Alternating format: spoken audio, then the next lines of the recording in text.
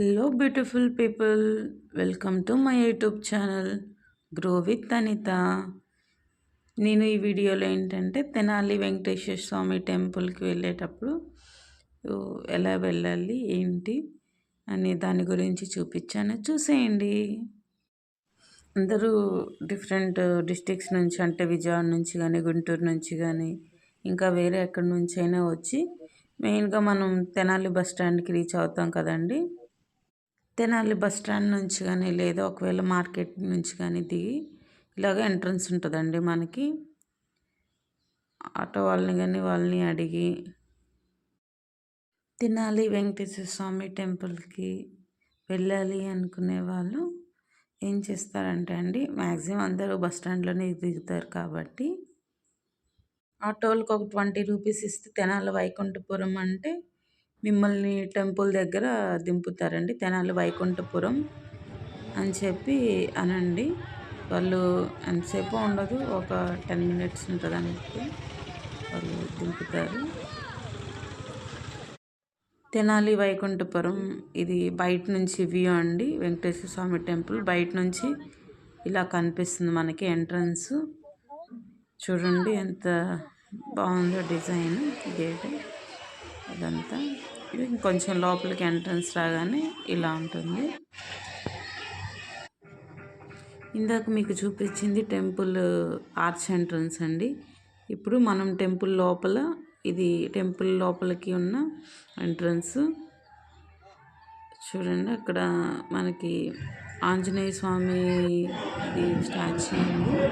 ఇంకా ఇది లోపల మామూలుగా మనకి విగ్రహాలన్నీ పెట్టారు.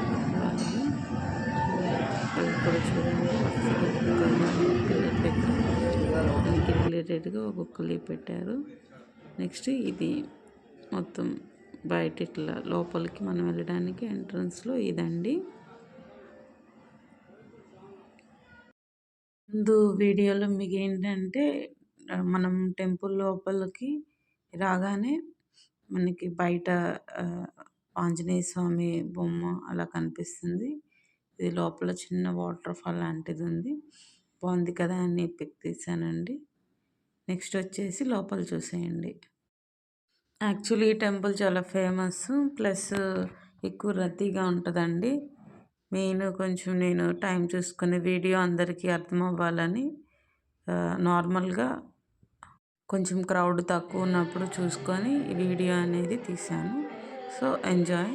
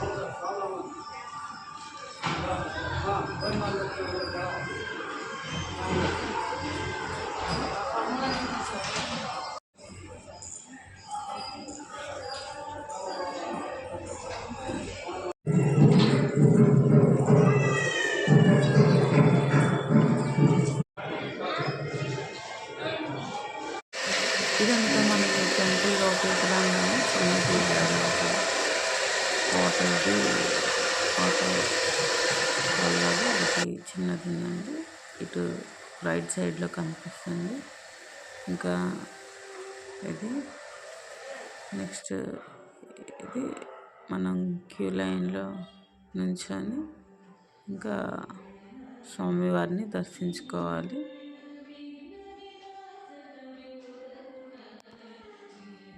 శనివారం కాకుండా వేరే రోజుల్లో ఏదైనా ప్లాన్ చేసుకుంటే ఇంకా మంచిదండి దూరం నుంచి వచ్చే వాళ్ళకి. ఎందుకంటే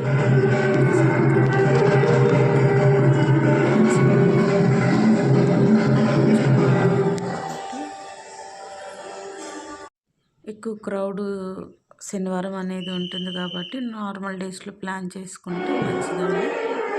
మనం దేవుడి దర్శనం అనేది తొందరగా చేసుకోవడానికి ఉంటుంది. ఉచిత దర్శనం చేసేసుకోవచ్చు. సో మీరు ముందే ప్లాన్ చేసుకొని ఒకరోజు తెనాలి వైకుంఠపురం దేవుడి దర్శనం అనేది చేసుకోండి.